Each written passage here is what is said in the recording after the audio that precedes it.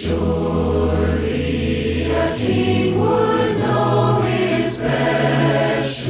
guys, thank you so much for being part of this video. I can't wait to hear how all of us sound singing together. There's a lot of information here, but I'm going to try to keep it as brief as possible, so stay with me. First thing, practice, practice, practice. We sent you sheet music and 5 different practice tracks to work with. You can practice with all 4 parts, or you can practice with just your part, whichever is best for you, as long as you practice and you know the song well before you go to record the video. For shooting the video, you need 3 things. You need a device on which to play the practice track, because you need to actually be listening to the practice track while you record your video. Second, you need headphones, because we want you to hear the practice track while you record your video, but we don't want to hear the practice track.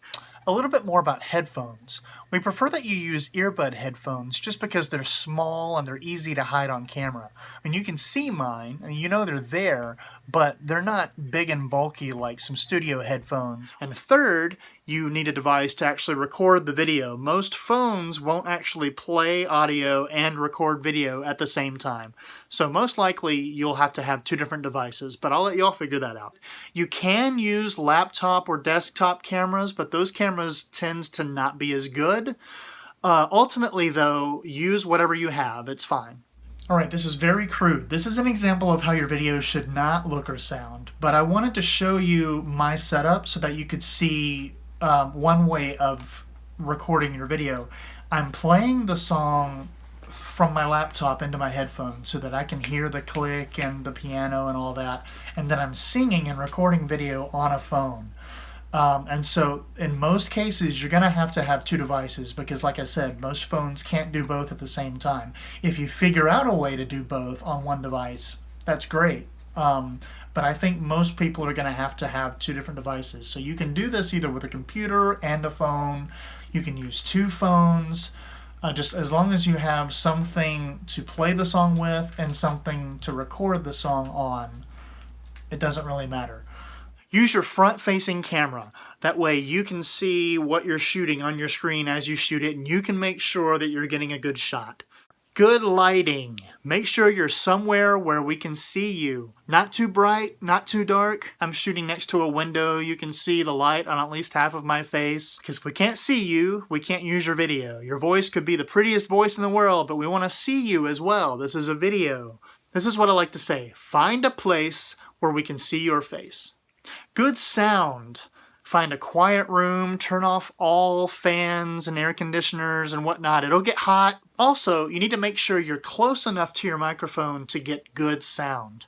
If you have an external microphone, use that. That's fine. However you want to record your sound and video, find a place where we can hear your face. Another way to get good sound is to use earbuds that have a microphone attached to them. This is right by my face, so even if it's not the best microphone in the world, it'll cut out a lot of the room noise since it's right by your mouth. Now, this complicates things if you use a separate device for listening and recording. And so if you use a set of headphones like this, you'll need to take one ear out and use a separate set of headphones to listen. So this blue set is going to my listening device, this white set is going to my recording device since it's the one that has the microphone. Speaking of distance, not only do you need to be close enough to your microphone, but you need to be close enough or far enough away from your camera as well. This is a pretty good distance. I'm about 18 inches away from the camera. Trust me, I measured. Shoot in landscape mode like I'm doing now, so that there's plenty of room on the left and right side of your face. Shooting in portrait mode doesn't leave a whole lot of room for me to crop in. And so if there's a lot of space on both sides of your face, I have a lot of room to crop in, and it helps me in the editing room. Shoot at eye level. You'd be amazed at how many up-the-nose shots I get. And in fact, there have been times where I've not been able to use somebody's footage because it's been so up the nose that I didn't think they would appreciate me using that footage. Look into your lens.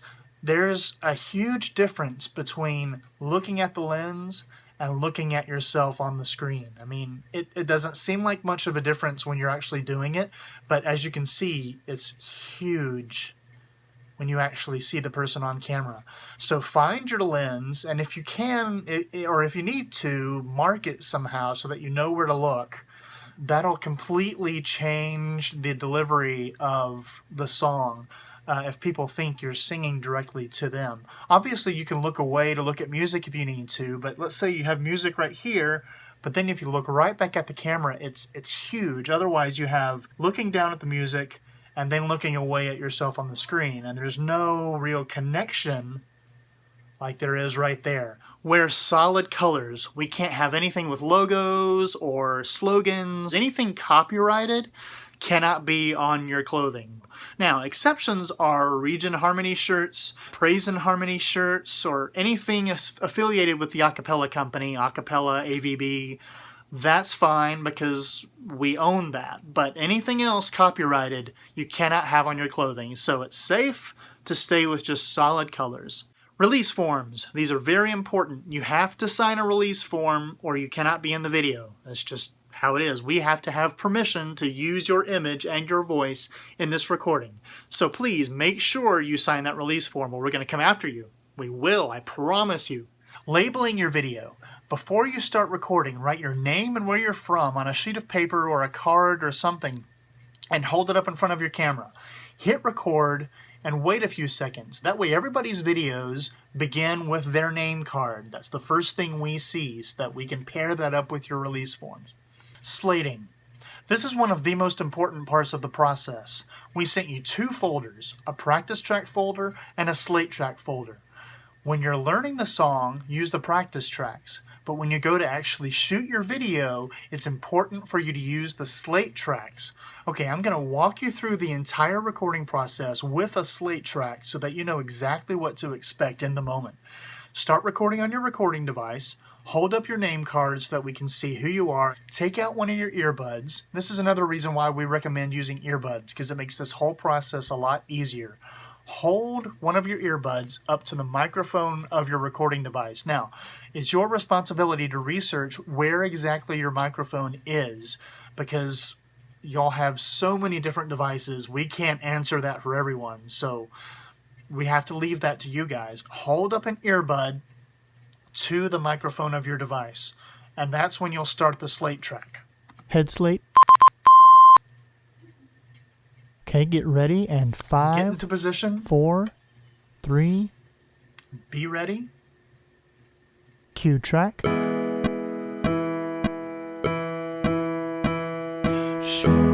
And you'll start singing. You'll sing through the entire song, but I'm going to skip ahead because I don't have to go through the entire song. Israel. Okay, stay in place, hold it. And cut. Get ready for the tail slate. Tail slate.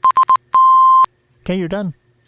And that's where you can go and shut off your phone and you can relax and all that. That's how these slate tracks work. They give us a beginning and an ending to sync everybody's videos up to. And now it's time to talk about the thing we all love to talk about, the bane of the praise and harmony existence. I'm talking about that pesky S sound.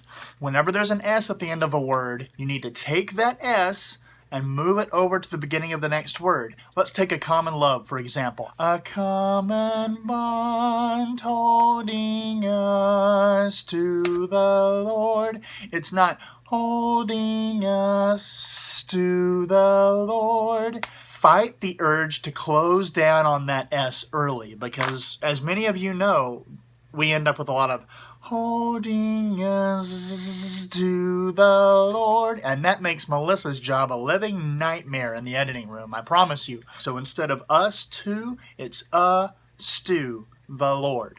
When in doubt, just cut the S out. Holding us to the Lord. It's a lot easier to shorten a vowel sound and hide it amongst a bunch of S's than it is to repair an S that's in the wrong place. Be expressive.